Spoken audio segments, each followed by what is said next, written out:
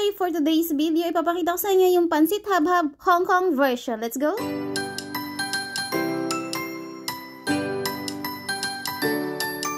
So, eto na nga. Eto yung version ng Pansit Habhab dito sa Hong Kong. Fried noodles yung tawag sa kanila. Gustong-gusto ko to lalo pag nilalagyan ng maraming suka at kalamansi or lemon. At kaya ko siya tinawag na Pansit Habhab Hong Kong version kasi nga sobrang sarap niyang lagyan ng suka at kalamansi or lemon. At kalasang-kalasa niya talaga yung Pansit Habhab na tinitinda dati sa school namin nung high school na tag 5 peso yung isang plastic.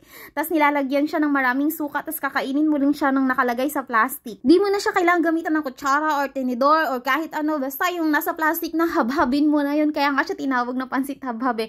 Sobrang sarap talaga nito lalo na pag maraming suka. Gustong-gusto ko talaga to, nilalagyan ng maraming suka tapos pinipigaan ng maraming kalamansi or lemon.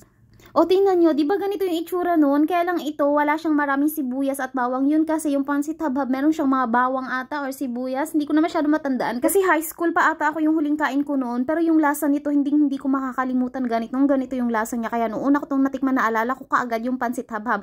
Tapos the best din to partneran nitong crispy, deep fry na bread nila. Hindi naman siya breadstick kasi malambot to eh.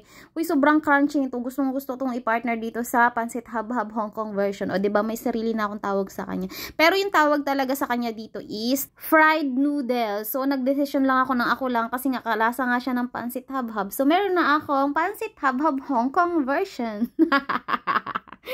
O, diba? Aga kasi akong lumabas kanina kasi may inutos sa akin yung amo ko. May pinukuha siya sa akin dun sa friend niya. Nag-meet up kami nung helper ng friend niya. Tapos pag uwi ko, may nadaanan akong local shop na breakfast. Hong Kong breakfast.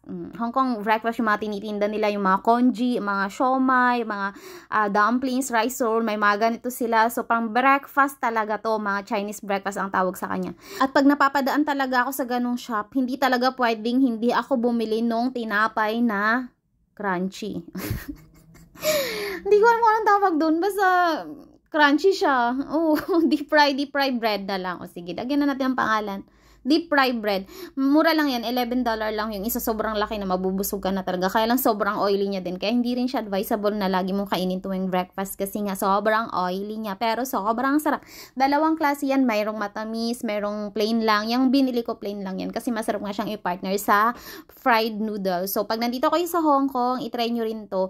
May mga ibang shop na ang mamahal ng mga breakfast nila. Pero dun sa pinuntahan ko, sa nadaan, sobrang mura niya lang. Ang conjute nila dun is nasa 25 Hong Kong dollar lang. Tapos yung fried noodles nila is nasa 17 Hong Kong dollar. Ang dami niya na, mabubusog ka na talaga.